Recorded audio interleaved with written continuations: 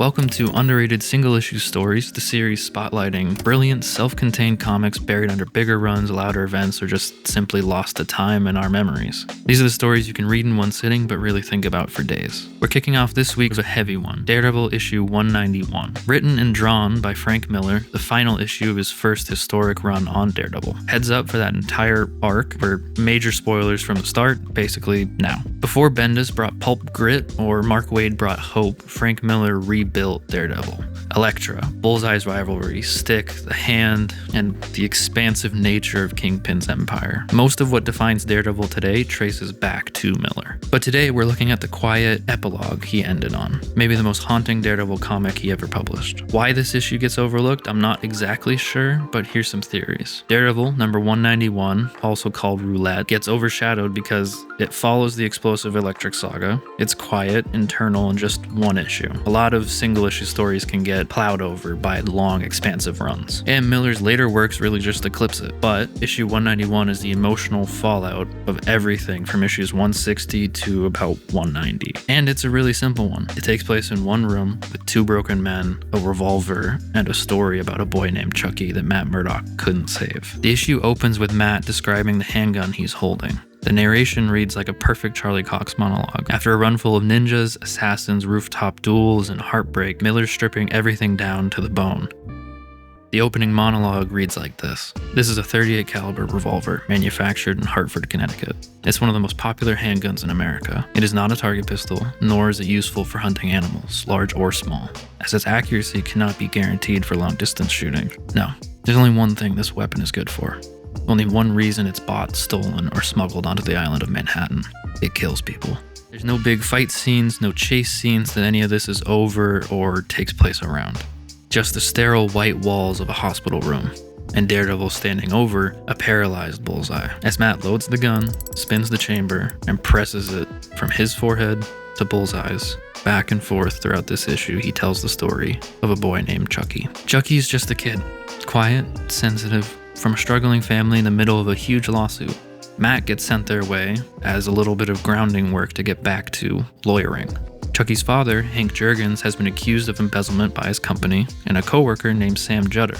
Hank insists he's innocent and just jealous rivals are railroading him. On paper, it's a classic Matt Murdock defends the little guy case. Matt visits the family, and the big notable thing, aside from Jurgens' obsession with his own revolver, is Chucky. Chucky is Hank's son, and he's obsessed with Daredevil. He replays a tape of Daredevil fighting Bullseye in a TV studio again and again and again. He sees Daredevil not as a symbol of justice, but power and control, not letting anyone push you around. At dinner, Hank is noticeably rough with Chucky, even in front of Matt, leaving us to imagine how much worse it gets when no one's watching. So Matt tries to give the boy something good. He visits during recess and takes him rooftop flipping and swinging across the New York City skyline. Chucky loves it, but you can already feel something is off. This isn't the, I want to be a hero, Daredevil's so cool. This is, Daredevil's really cool, he doesn't take anybody's crap. I want to strike back. The next day, Matt investigates Jutter and discovers Chucky is stalking the man. Convinced he must exact justice for his father because he is Daredevil. Matt sends Chucky home and suits up as Daredevil to follow Jutter to a meeting in the park.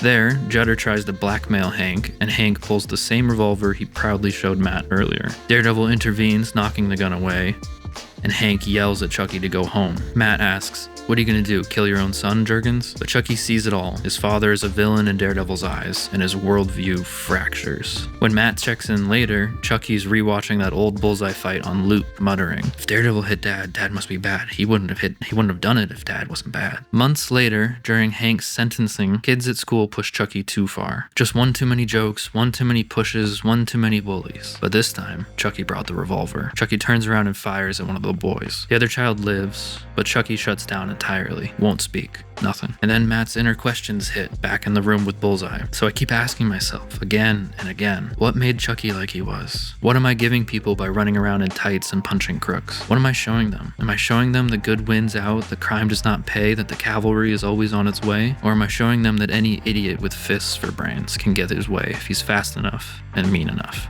Am I fighting violence or am I teaching it? Which raises the question, when Chucky pulled the trigger that day at school, was he his father or was he you, Bullseye? Or worse, was he me? We won't know how Chucky is until he starts talking again. Matt then shifts to a story about his own father, Battling Jack Murdock. He starts praising him, then he stops. Calls himself a liar. Jack wasn't perfect, he tried, but he made mistakes too. So we're taken in a flashback to young Matt Murdock.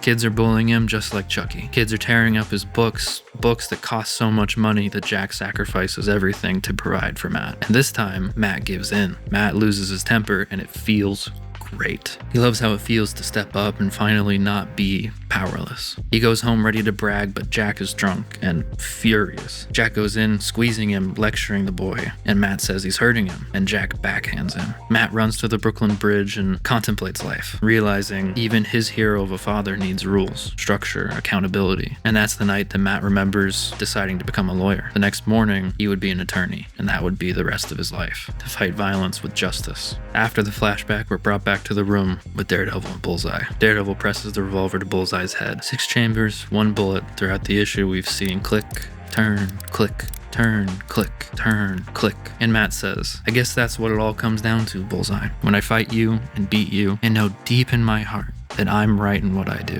When I hate you and your kind so fiercely I could cry. When I can see that you are black and evil and have no right to live. When at last, at long last, I've got you set squarely in my sights, and I smell your fear, and it is sweet to smell. When it comes to that one final, fatal act of ending you, my gun has no bullets. I guess we're stuck with each other, Bullseye.